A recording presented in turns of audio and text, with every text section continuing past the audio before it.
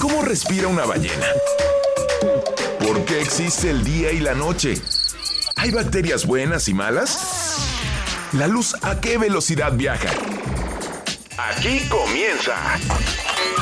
Preguntamos porque somos niños.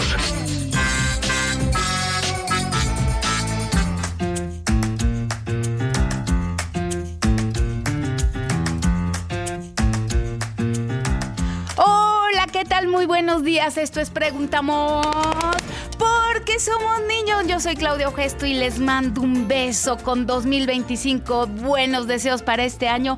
Feliz año 2025. Nos da muchísimo gusto que nos acompañen el día de hoy aquí en Preguntamos porque somos niños.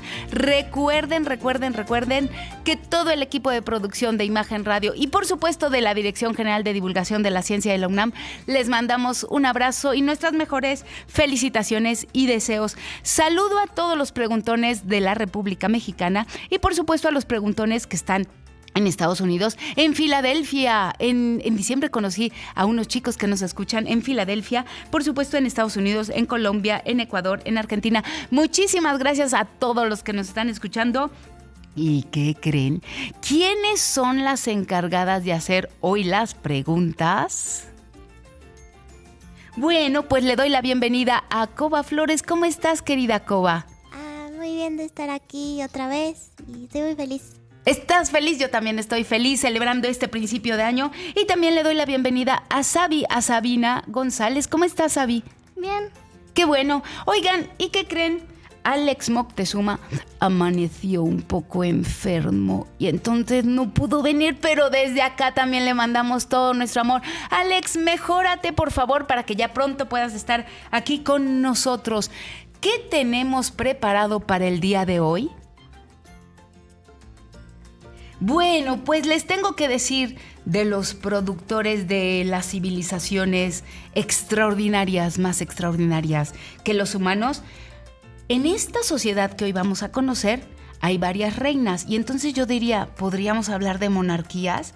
No lo sé. Hay un orden social, hay una escala laboral súper marcada.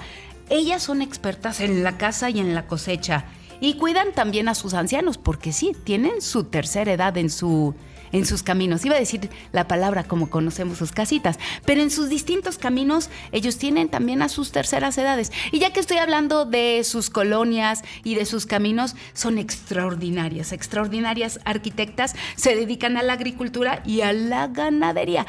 Por supuesto, no es que tengan vaquitas. ¿Qué clase de ganadería harán? Tienen un sistema de comunicación que me vuela la cabeza. Ellas no hablan, pero se comunican. Ay, qué rico huele esto, o qué feo huele esto, y eso les da señales, por dónde andar y por dónde caminar. También entierran a sus muertos y han sobrevivido hasta los dinosaurios. O sea que son... las tenemos en el planeta desde hace muchísimo tiempo y me quedo preguntando, ¿habrán de estos insectos? ¿Habrán en todas partes del mundo? Sí, hoy vamos a hablar de seres vivos extraordinarios. Y para hablarnos de estos seres vivos extraordinarios, tenemos a una invitada maravillosa, extraordinaria. Ella es Ingrid. Ella es la doctora Ingrid Fetter Pruneda, investigadora del Instituto de Investigaciones Biomédicas de la UNAM. Ingrid, qué gustazo tenerte en Preguntamos porque somos niños. Muchísimas gracias por la invitación. Estoy muy emocionada de estar aquí, de estar en este programa y con todos los niños y niñas que son preguntones. Ay, me encanta también. Oye, yo no dije, pero eso ya lo veremos. Hemos visto en muchas películas que podrían ser hasta zombies. Estamos hablando, por supuesto, de las hormigas. Y yo no sé si podrían ser zombies. Hay una canción que yo les tengo que decir que dice: una hormiga más otras dos hormigas son principio de una sociedad.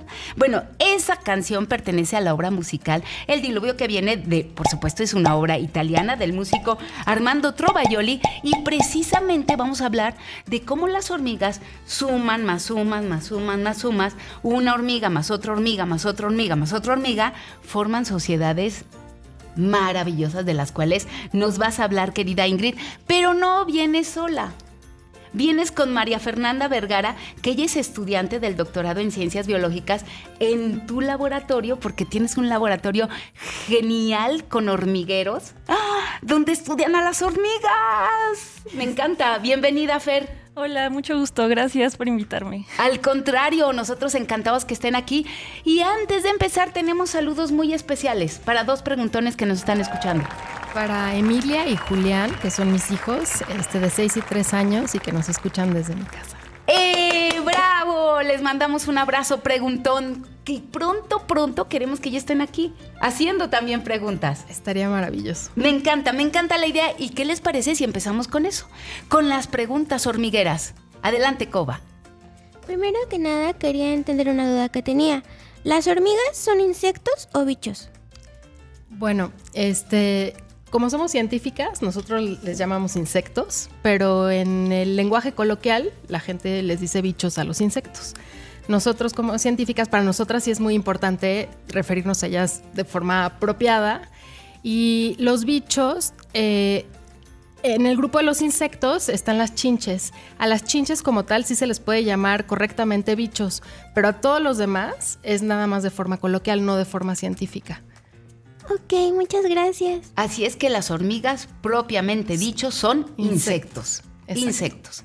Y desde aquí hago el llamado después de todo lo que vamos a escuchar, pero por favor, si hay hormiguitas en su cocina o en la entrada de su casa, de ninguna manera les vayan a echar cloro, ¿eh? Por favor, desde aquí se los pedimos. ¿O no, Ingrid? Por supuesto, de ninguna manera. Van a conocer lo fantástico que son estos insectos y los van a estar estudiando y nos cuentan todas sus experiencias en la cocina con sus hormigas. Por favor, ya desde ahorita esperamos todos sus comentarios a nuestro Facebook Preguntón, porque somos niños, por favor. Y ahora sí que sigan las preguntas. Coba, ¿quieres seguir preguntando? Sí, tengo otra dudita. Me gustan las hormigas, me gusta observarlas. Su cuerpo es muy claro, 2 bolitas y su cabecita. En esta pequeña cabecita se encuentra aún más chiquito su cerebro. ¿Cómo es su cerebro? ¿Qué forma tiene? Bueno, pues su cerebro es muy pequeñito, de hecho es como si fuera una migaja de pan o una cabeza de un alfiler. Y cuando lo ves, cuando trabajamos en el laboratorio con él, es como muy transparente y blanquito, pero en forma como de corazón, un frijolito muy chiquitito. Oh, se ve muy bonito de Sí. seguro. Oye, pero ahorita que Cobita dice de las hormigas, en verdad que parecen yucatecas, porque su cabeza sí que está grande. O sea, realmente su cabecita sí es un poco grande. Son cabezonas. Sobre todo las reinas sí tienen la cabeza más grande y los machos usualmente son cabezas más chiquitas y cerebros mucho más chiquitos, aunque tienen las mismas partes, reinas, obreras y los machos. Lo curioso es que aunque se vean muy cabezonas, a veces el cerebro es chiquitito dentro de la cabeza y en realidad lo que tienen que es enorme dentro de la cabeza son músculos para manejar su mandíbula. Porque hay unas hormigas que necesitan mucha fuerza en la mandíbula y tienen unos músculos gigantes dentro de la cabeza. Oh, qué interesante. Oye, y si hacemos una comparación, ya que estamos hablando del cerebro de las hormigas, nuestro cerebro tiene neuronas, ¿no? Y las hormigas también tienen neuronas, quiero creer.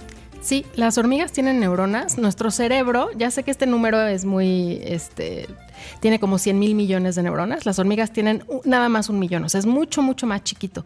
Un cerebro puede pesar, no sé, como 1,5 litros de leche, ¿no? De un humano. Y de una hormiga es tan chiquitito como lo que les dijo Mafer, ¿no? Como la cabeza de un alfiler.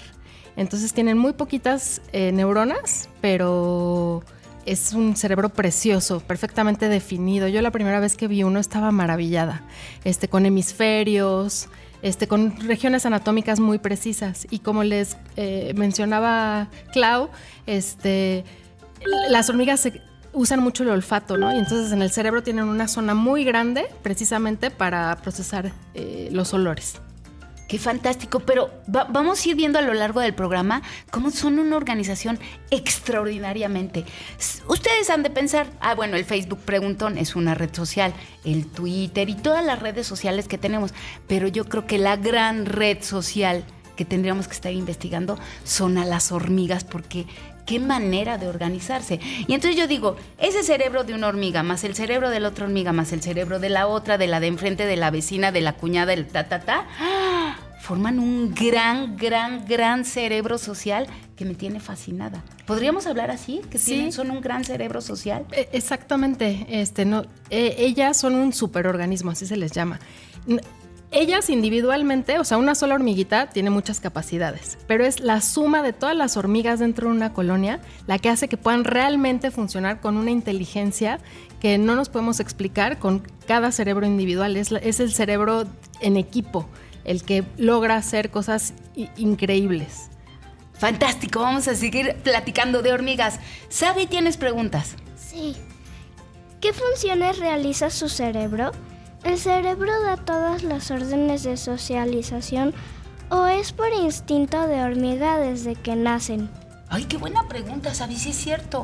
¿O ya lo traen desde que nacen, así programadas? Pues hay como dos partes. O sea, por un lado, pues el cerebro de las hormigas les permite hacer muchísimas cosas, desde buscar alimento, organizarse también con las otras hormiguitas de la colonia, también decidir qué territorios van a explorar. Por ejemplo, si quieren ampliar su nido, porque entre más hormigas hay, pues tienen que construir un nido más grande. Entonces también les permite eso, como organizarse. Pero también es muy importante como la comunicación con otras hormigas. No es solo que ya nazcan con estas ideas en mente, ¿no? De qué, preestablecidas. De qué hacer, ¿no? Conforme van las obreras, por ejemplo, creciendo en edad, van realizando ciertas tareas, ¿no? Las más jóvenes van a estar sobre todo cuidando a las más pequeñitas, a las larvas, a las bebés. Y entre más grandes o adultas son, por ejemplo, van a realizar tareas más enfocadas a buscar comida para poder alimentarlas o incluso buscar estos otros territorios, ¿no? Para crecer a los nidos. Uh-huh. Oye, ahorita dices estas funciones que preguntaba Sabi. Estamos a punto casi de irnos al corte en 1 minutito y medio, pero yo me quedo pensando, ¿y cómo se comunican entre ellas? O sea, obviamente no hablan. Y muchos pensamos, yo de niña siempre pensaba que se comunicaban por las antenas, como que se enlazaban entre antenas y se comunicaban. Pero creo que estoy un poco equivocada. ¿Sí se comunican por antenas? ¿Se comunican por olores? ¿Se comunican por sonidos que ellas hagan? Pues un poco por todas. Realmente incluye olores que podemos, no sé si han escuchado de las feromonas, pero sí, son moléculas químicas que pues están en el aire y a través de ellas se pueden comunicar, por ejemplo, dejando un rastro, ¿no? Para decirle a las otras hormiguitas dónde está la comida, pero también por las antenas, por el movimiento, por algunas hormigas incluso llegan a hacer ciertos sonidos que tal vez nosotros no escuchamos, pero que también es otro método de comunicación. ¿Saben cuál es la nariz de las hormigas? No. ¿Tú, Coba, tú, Sabi? No.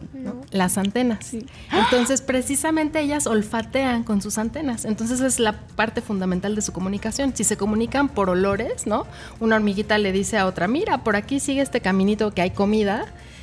La forma en la que la otra lo detecta es precisamente moviendo las antenas, porque ahí es donde ellas reciben esa señal, ¿no? Esa es su nariz. ¡Guau! ¿Qué creen que hicimos? Pues nos fuimos a los hermosos jardines de aquí de Imagen Radio. Mi querida Sabi, mi querida Coba, Ingrid, Fer, ¿podríamos meternos en este hormiguero que está aquí enfrente de nosotras? Sí. En la radio todo es posible, pero después, ojalá algún día nos puedas invitar a tu laboratorio. Por supuesto, cuando quieran. Pero de mientras, para todos los que nos están escuchando, nos vamos a meter a este hormiguero, pues para conocerlas de cerca. ¿Están listas, Coba? ¿Están listas, Abby? Sí. ¿Sí? Le pedimos a la producción, por favor, a Ley y a Connie, si nos pueden hacer chiquititas, más chiquititas, más chiquititas, más chiquititas.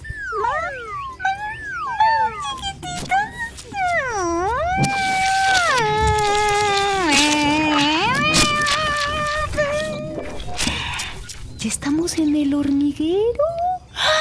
Y ahí está la hormiga reina. Oye, ¿y ya vieron sus antenitas? Y sí, oye, tienen alitas, Ingrid. ¿Algunas tienen alitas? Sí, las reinas y los machos de muchas especies tienen alitas, porque precisamente es en la forma en la que producen nuevas colonias de hormigas. Ya que salen las reinas y los machos, ellas vuelan en un día de lluvia generalmente y tienen un vuelo que le llamamos el vuelo nupcial, en el que pueden a partir de ahí empezar nuevas colonias de hormigas. Pero esas alas no siempre las mantienen, o sea, llega un punto en el que ya que se reproducen, pierden las alas porque son un gasto energético muy grande, y como las hormigas se van a meter a esta colonia maravillosa, ya no necesitan realmente las alas porque las reinas se van a quedar toda su vida dentro del nido, ¿no? Oigan, les tengo que decir, un amigo que es un poco chismoso y todo lo que pasa en las bodas nos los platica, me dijo que las hormigas, yo creo que él fue alguna vez a esas bodas hormigueras, y me dijo que las hormigas se aparean en el vuelo y por eso usan esas alas. Exacto. ¡Ah! ¿En el vuelo? ¡Ah! Son unas acróbatas también. Sí. Sí, se aparean en el vuelo y generalmente tienen que volar muy alto, y no sabemos exactamente el día, ¿no? Entonces, para nosotros como investigadoras a veces es interesante porque estudiamos una especie en particular y justo el día que vuelan tenemos que ir a colectarlas para empezar nuevas colonias. Ay, qué fascinante debe ser su trabajo. Ahorita vamos a hablar de eso, pero ahorita estamos aquí en este hormiguero lleno de túneles de arena muy sólidos. Ay, en verdad que son unas súper arquitectas. Hay muchísimos canales y vemos a muchísimas hormiguitas trabajando y trabajando y trabajando. Y como una pequeña empresa, como una compañía, ¿no? Todos a trabajar, donde cada una tiene una tarea determinada. Pero, ¿estás lista, Ingrid Fer, para las preguntas reinas? Por supuesto. Claro que sí. Bueno, pues que vengan las preguntas, reina. Adelante, Coba. Tengo una pregunta. ¿Su cerebro es difícil de estudiar o cómo lo hacen? Y también creo que ustedes deben observarlas y observar y sacar nota de sus comportamientos. Mi duda es, ¿cómo hacen eso? Si es difícil de estudiar el cerebro, pues sí, un poco, porque pues son cerebros, como te decía, muy chiquitos. Entonces, a diferencia de otros animales que tal vez tengan cerebros más grandes, incluso de los humanos, para en el laboratorio casi siempre primero recolectamos a las hormigas, ¿no? En las colonias que tenemos, y pues las observamos dependiendo de lo que nos interese. En los nidos pueden estar buscando comida o cuidando a los bebés, entonces dependiendo de las hormigas que queramos, vamos a agarrar algunas. Y luego, para poder estudiar su cerebro, necesitamos abrir la cabeza y quitarles el cerebro con mucho cuidado. Las anestesiamos primero. Entonces las anestesiamos con frío para que pues no sientan el mínimo dolor. Y entonces una vez que están anestesiadas, las abrimos con pinzas súper especiales y unos microscopios para poder alcanzar a ver con mucha magnitud a esos cerebros. Pero solo están dormiditas. Sí, dormiditas. Bueno, menos mal, ya me había preocupado. No, sí, dormiditas. Y una vez que están así, pues con mucho cuidado, unas pinzas que son súper delgaditas, empezamos a abrir poco a poco el cerebro para tampoco lastimarlo, porque al final es lo que nos interesa estudiar, ¿no? Y entonces una vez que ya tenemos estos cerebros, pues les aplicamos varias técnicas avanzadas de biología, como por ejemplo para poder identificar ciertas moléculas, proteínas que nos interesen, que pues tal vez estén involucradas en esta conducta, ¿no? En esta organización dentro de la colonia. ¡Qué fascinante trabajo! ¿Nos van a invitar a su laboratorio un día para que vayamos los preguntones? Por supuesto.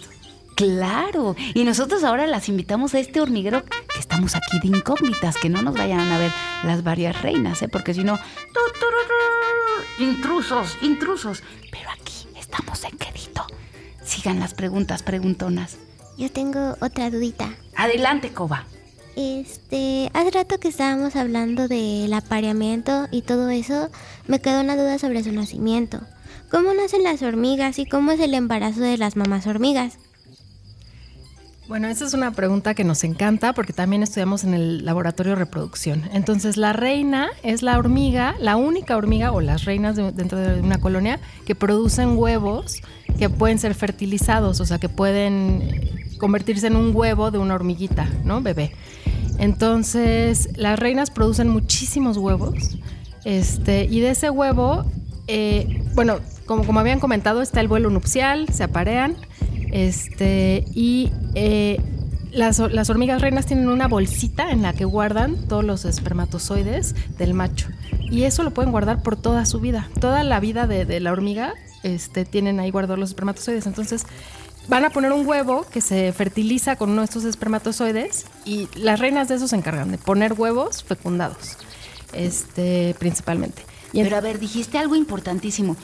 Esa fecundación dura para toda la vida, una sola vez para toda la vida de la colonia de las hormigas. Sí. Porque como les comenté, pierden sus alitas. Entonces, en una sola situación o ocasión, salen y se aparean. Pueden aparearse con más de un macho. Pueden ser 20. Depende de la especie. Pero entonces, ahí en esa bolsita se guarda el espermatozoide por toda su vida. Ahorita les platico cuánto pueden vivir, pero pueden vivir muchísimos años las reinas de las hormigas. Y entonces, a partir de ese huevo sale una larva. Las hormigas hacen metamorfosis, igual que las mariposas. ¿Se acuerdan que van de larva a pupa y crisálida a adulto con alas? Igual las hormigas hacen metamorfosis. Entonces de ahí sale una larva. Esa larva se tiene que alimentar un montón y crecer, crecer y crecer hasta que se convierte en pupa y se vuelve ya de la forma adulta de las hormiguitas, ¿no? Con patitas, como las conocemos. Como las conocemos. Exacto. Así nacen las hormigas. ¡Qué fascinante! Sabi, ¿tienes pregunta? Sí. Ingrid, ¿puedes hablarnos de este trabajo tan organizado de las hormigas? Claro, yo la verdad es que estoy totalmente enamorada de las hormigas porque me parecen fascinantes. Entonces, por ejemplo, estamos ahorita en esta colonia. Dependiendo de la especie, ¿no? En este nido de hormiga. Dependiendo de la especie pueden tener, imagínense, son ciudades subterráneas que tienen las hormigas, que pueden tener hasta 10 millones de hormigas. Ya sé que ese es un número muy grande para todos y no saben lo que significa, pero imagínense una sola colonia de hormiga que sea del tamaño de la ciudad de Nueva York, o sea, de la cantidad de gente que vive en Nueva York, o del tamaño de la mitad de la Ciudad de México. ¿Qué es lo que estamos viendo ahorita? Porque si estamos rodeadas de hormigas, para arriba, para abajo, por un lado, para el otro, por los dos. Algunas tienen cientos de miles, pero como son colonias, ciudades subterráneas tan grandes, se tienen que dividir las tareas, ¿no? Entonces, por ejemplo, unas se encargan de ir por el alimento. Imagínense la cantidad de basura que se acumula en esa colonia tan grande, en una ciudad.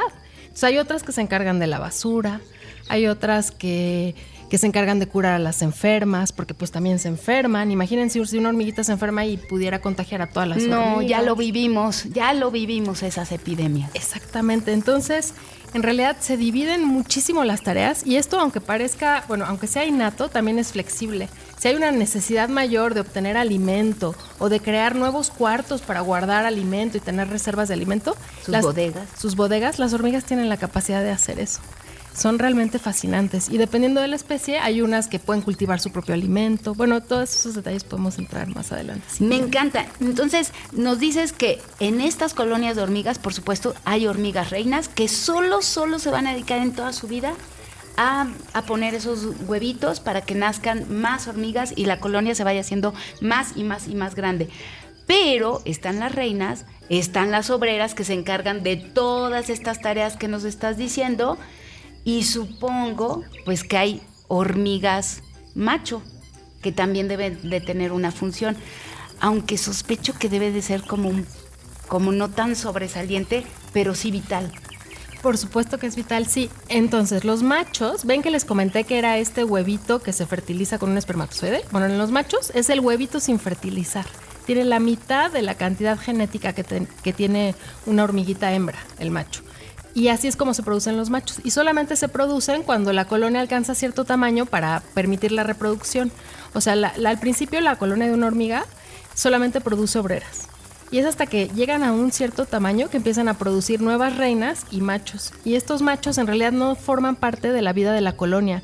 Ellos no ayudan en las tareas de limpieza, de cuidado, nada. Perdón, pero pues así es ellos nada más. Son las reinas. Los machos, su función vital es la reproducción. Entonces, después del apareamiento, ellos generalmente se mueren. ¡Ah! ¡Qué barbaridad! ¿Cuántos huevos pondrá una hormiguita reina? Y me pongo a pensar, ¿habrá más hormigas que humanos en el planeta? Con esas preguntas nos vamos a salir de este hormiguero, porque aunque ustedes no lo crean, es domingo, pero ellas están trabaja y nosotros no queremos interrumpirlas.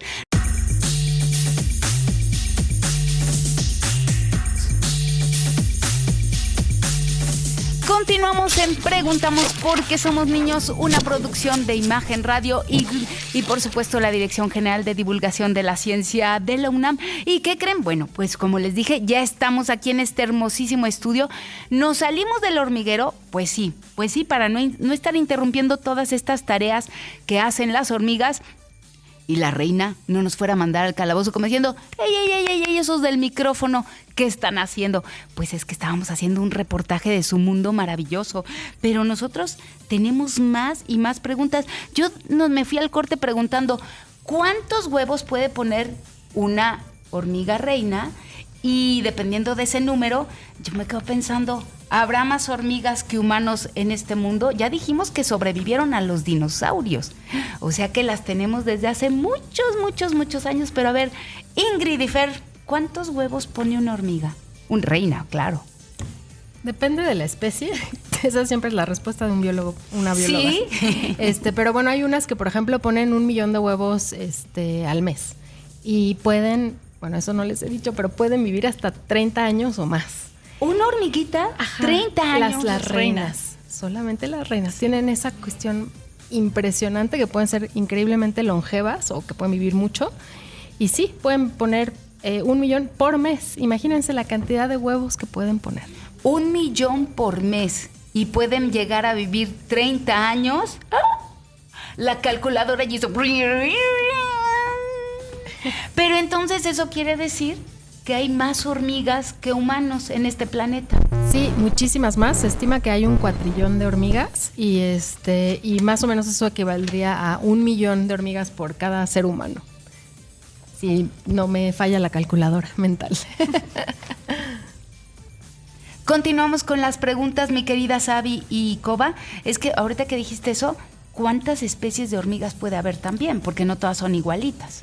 Uy, hay más de 15,000 especies de hormigas y son muy diferentes, como dices, ¿no? O sea, no todas son igualitas. Y probablemente hayamos visto unas muy chiquitas, unas más negras, unas más rojas. Hay de diferentes tamaños, colores y están, pues, al menos aquí en México tenemos miles de especies. ¡Guau! Oigan, que sigan las preguntas. Tengo un mensaje de Alberto Hernández que ya hizo el cálculo y él dice... Haciendo caso a lo que están diciendo, podríamos decir que más o menos 1 millón de hormigas nos corresponde. ¿Eso es cierto? Sí. A todos los que estamos aquí, a la producción, a los que nos están escuchando, a Koba, a Sabi, a todos nos corresponde 1 millón de hormigas. Sí.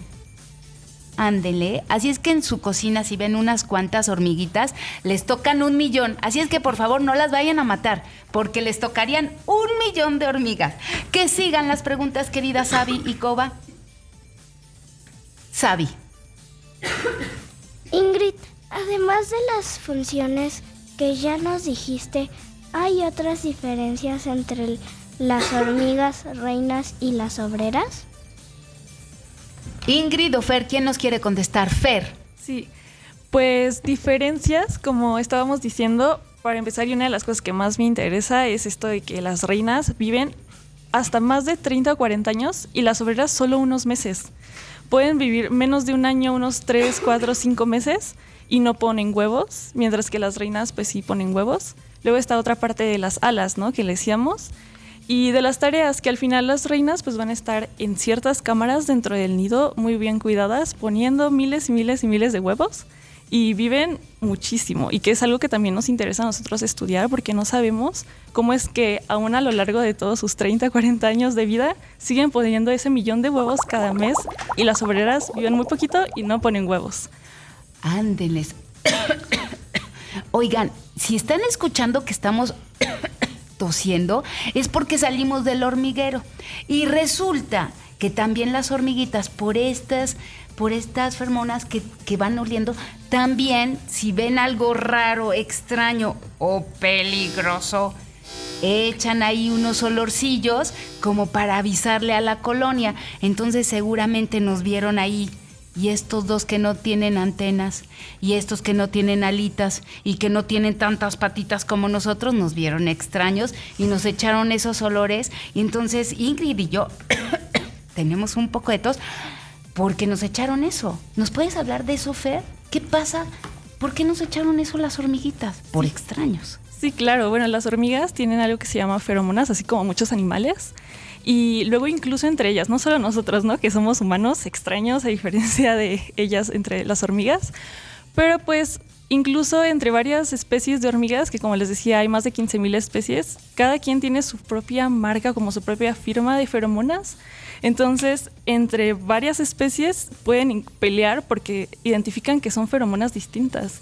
Si quieren encontrar nuevos territorios o comida, pues se pelean porque se dan cuenta que no son las mismas feromonas. Incluso pues pueden ganarles en esa batalla y matarlas.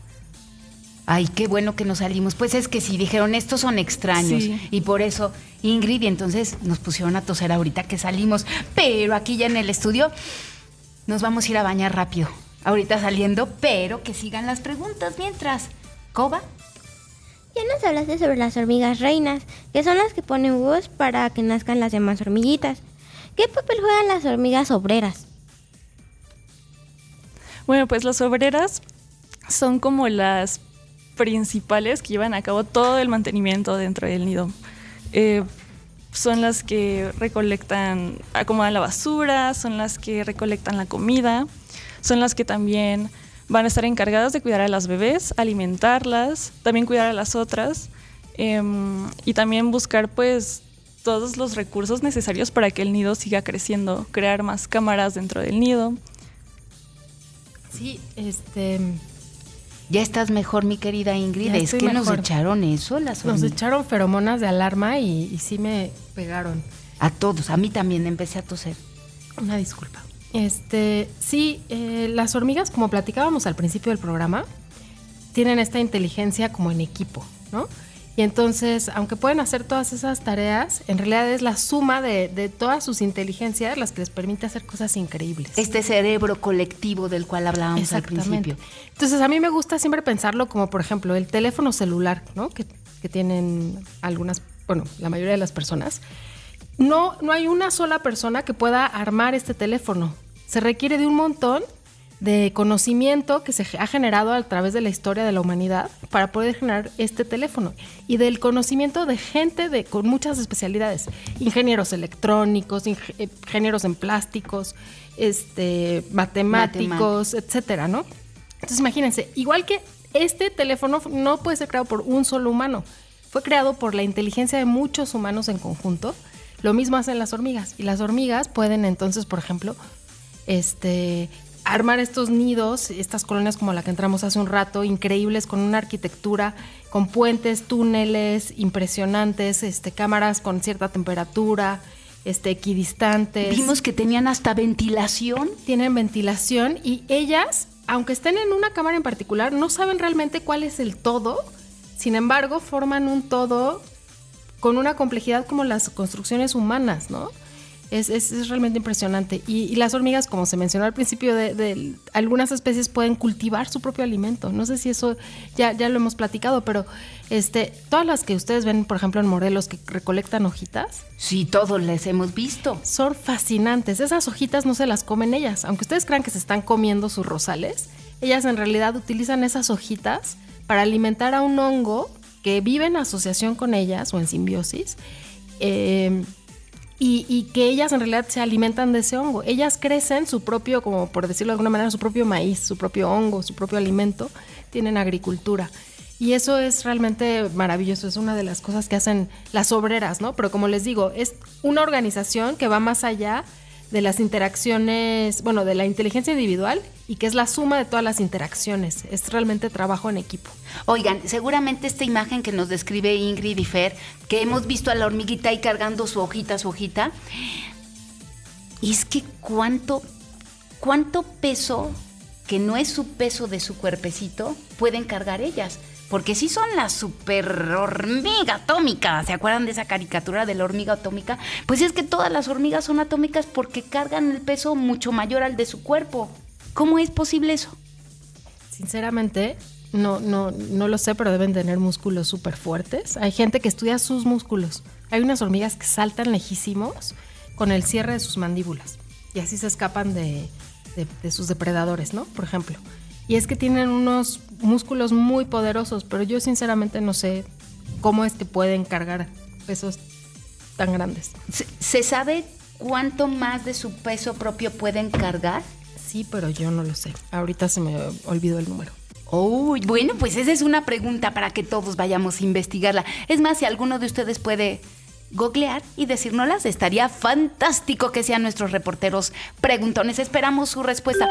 ¿Cuánto peso pueden cargar las hormigas con respecto a su cuerpo? ¿Y les parece que les demos un regalito al primero que nos conteste? Esperamos su respuesta en nuestro Facebook Preguntón. Pero ahora sí, que sigan las preguntas. ¿Con quién voy? ¿Con Coba? ¿Con Sabi? Con Coba. Ahorita que hablaban de la agricultura de las hormigas, yo tenía una duda. También había mencionado sobre la ganadería. ¿Eso cómo se hace o cómo lo hacen? Bueno, las hormigas, por ejemplo, no sé si también los rosales, si los han visto, que tienen unos pulgones. Sí. Son como unos insectos chiquititos verdes. Bueno, las hormigas viven en asociación también con esos pulgones y ellas los cuidan, los protegen de las catarinas. A las catarinas les encanta comerse esos pulgones. Y entonces las hormigas y los pulgones y otros insectos también han desarrollado una asociación en la que las hormigas defienden a los pulgones de las catarinas que se los quieren comer. Y de regreso los pulgones les permiten a las hormigas extraerles una sustancia dulce de su abdomen que ellas excretan. Y además las hormigas las van moviendo a estos pulgones a distintas zonas como de forrajeo donde ellas se pueden alimentar de la rosa. Estos pulgones se alimentan del azúcar de la rosa. La rosa dentro del tallo produce sustancias azucaradas y estas hormigas como que los van moviendo como si fueran rebaños, ¿no? Y si de plano hay muchísima hambre en la colonia, los pulgones les permiten comerse algunos de los pulgones, ¿no? Como si fueran sus vacas, su ganado. Ay, pero qué generosos. Sí. Realmente generosos. La ciencia está en todas partes y a quien preguntamos porque somos niños nos encanta saber y abrazar el conocimiento. Le quiero mandar saludos a los que ya nos están mandando pues sus mensajitos. Iraís Cruz, Iraís y a toda la familia le mandamos un beso enorme. Buenos días a todos los preguntones, un tema súper interesante. Saludos a Sabi, por supuesto, y Lucero Oropesa de mis amores, ¿cómo estás? Saludos a todos los preguntones, nosotros también les mandamos saludos a ustedes. Iraís nos dice, las hormigas pueden cargar entre 10 y 100 veces su peso corporal dependiendo de la especie. Muy bien, Iraís, qué bueno que nos dices eso. Y también Arisael Coronado, nuestro servicio social, que ya está a punto de dejarnos porque como es tan talentoso, hubo otro hormiguero que dijo, oigan, ese es un rey hormiga, ¿eh? Así es que se va de este hormiguero y le deseamos lo mejor de la vida a Ari. Ari también nos dijo este dato, pueden cargar su peso 10, 50 y hasta 100 veces. Imagínense, Sabi, Coba y todos los que nos están escuchando. Yo peso 50 kilos. 10 veces yo no podría cargar 500 kilos. Yo no podría cargar 50 veces 2.500 kilos de mi peso. No, imposible. Y las hormigas sí lo hacen. ¡Qué fantásticas son las hormigas! Muchas gracias, Iraís, que también nos diste la respuesta. Pero que sigan las preguntas, porque estamos en el último bloque. ¿Con quién continuamos? Sabi, Coba. Coba. ¿Las hormigas de qué se alimentan? Te lo pregunto porque mi mamá dice que hay que alimentarse bien. Ayuda a las funciones del cerebro y las hormigas son muy inteligentes. Sí, pues las hormigas tienen dieta muy variada, depende también de la especie. Pero como les mencionábamos, algunas se alimentan del hongo, que cultivan. Otras también de sustancias más dulces, como tipo miel o azucaradas. No sé si han visto luego cuando en la cocina dejamos ahí unos dulces o sí, comida ahí destapada y se nos inundan de hormigas. Bueno, les encanta cualquier cosa dulce. También algunas hormigas se alimentan de semillas. En el laboratorio tenemos unas que se llaman cosechadoras de semillas y estas son semillas como de chía, como las semillas con las que alimentas a los pajaritos también. Entonces, pues es muy variado, depende de la especie, pero les encanta comer y usualmente si dejamos algo en la cocina, pues casi siempre se van a llenar de hormigas. ¡Guau! Eso tampoco lo sabíamos. Sabi, ¿tienes pregunta? Seguro, tenemos como 10 más. Sí. Ingrid, ¿puedes seguir diciendo qué más has estudiado? Sí, claro.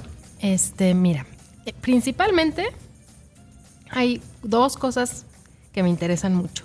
¿Qué hace que una hormiga sea una hormiga obrera o una hormiga reina?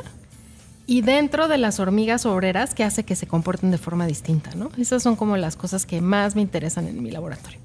Entonces, con respecto a qué hace que una hormiga sea obrera o reina, les puedo contar. Todas las hormigas, como les dije, son las hijas de esta reina y tienen prácticamente los mismos genes, ¿no? Que tiene la reina más el macho con el que hicieron a estas hormiguitas. Pero a pesar de que tienen los mismos genes, unas son muy grandes, son las reinas y se pueden reproducir, tienen ovarios muy grandes y ponen un montón de huevos y pueden vivir muchísimos años, ¿no? Como les decía, en algunas especies hasta 40 años, que es un montón para un insecto. Y las obreras son chiquititas y pueden vivir solamente meses.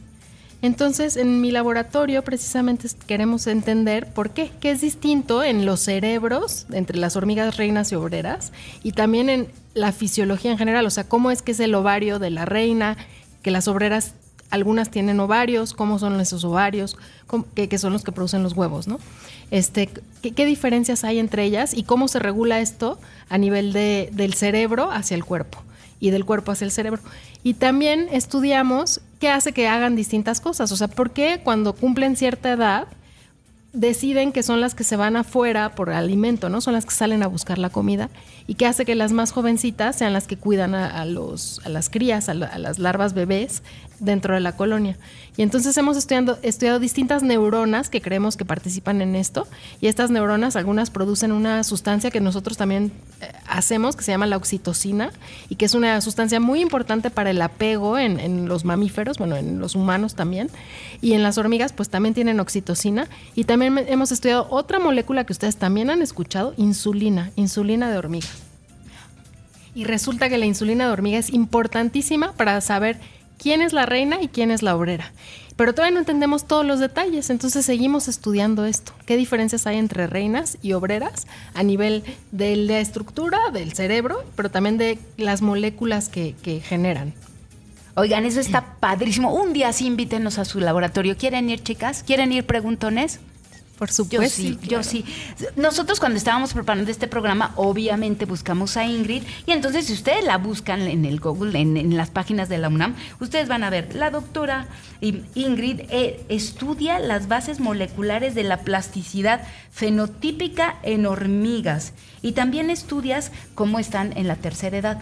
¿Qué es eso que suena tan rimbombante de la plasticidad fenotípica de las hormigas?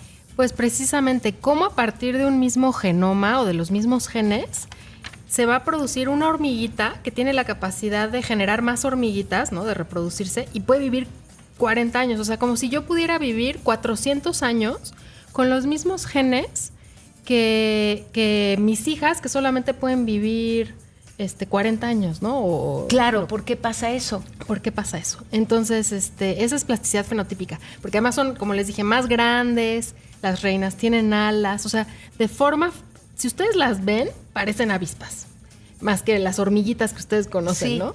A las reinas. Entonces queremos saber qué hace que una se desarrolle en esa hormiga grandota, con alas, etcétera, y qué hace que las otras se desarrollen en hormiguitas sin alas, chiquititas y que no pueden vivir tanto, ¿no? Y con respecto a lo de la tercera edad, pues es que precisamente como dentro de una misma especie existe esta variación tan impresionante, o sea, como si de verdad, imagínense que mi mamá pudiera vivir 400 años. ¿Qué hace que mi mamá pudiera alcanzar esa edad, no? Y que siga teniendo hijos, y ¿no? Y además son fértiles toda su vida. Entonces, eso es lo que nos interesa estudiar, pero eso es plasticidad fenotípica, que suena muy rimbombante, sí. Y también esa es la relación con el envejecimiento. Cómo dentro de una misma especie podemos tener este contraste tan grande entre unas que viven muy poquito, los machos, como les dije, una semana, y las reinas muchísimos hasta 40 años. ¡Guau! ¡Qué interesante todo lo que hacen en su laboratorio! Oye, a ver, Fer e Ingrid, ¿hay algo que quisieran descubrir pregunta que ya más que quieran conocer de las hormigas? Y ahorita que hablábamos que se parecen a otros insectos, yo amo a las hormigas, sin duda. Y esas sí pueden vivir en mi casa, las arañas también pueden vivir en mi casa, no hay problema. Pero una cucaracha, imposible. Pero tengo que aceptar que se parecen un poquito en sus cuerpecitos mis amadas hormiguitas con las cucarachas.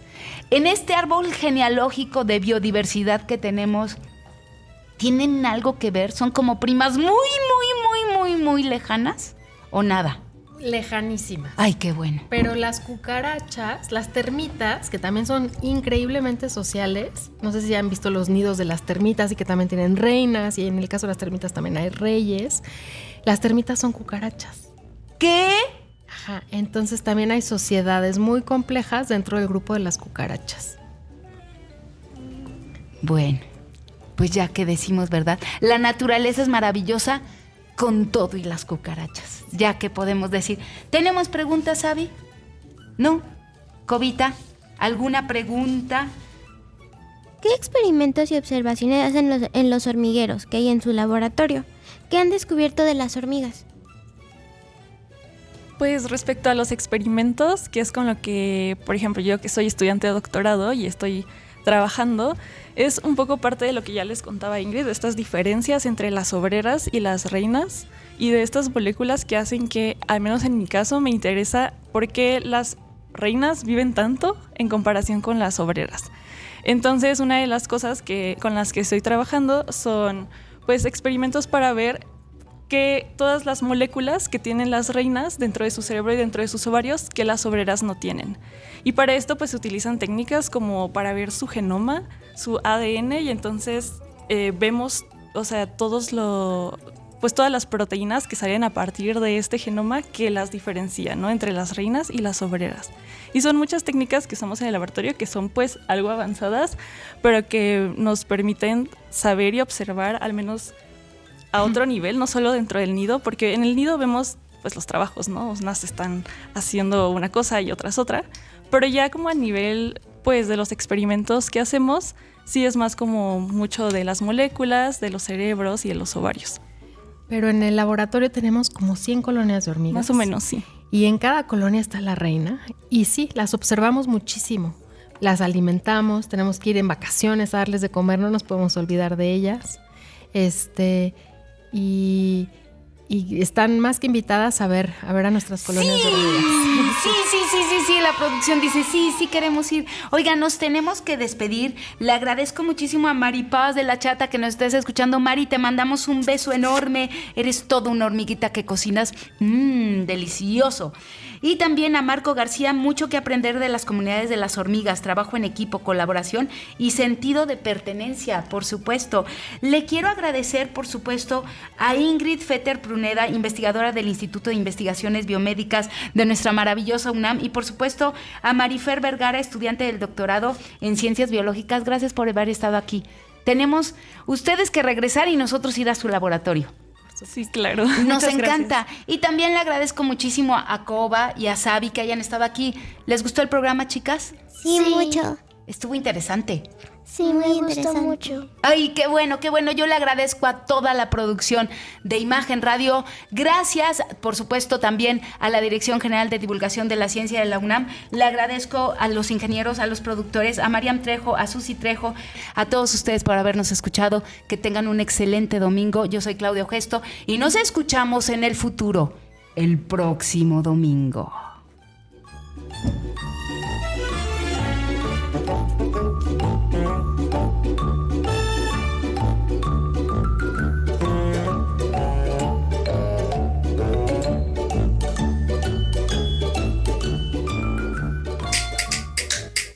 Ya pasaron 60 minutos.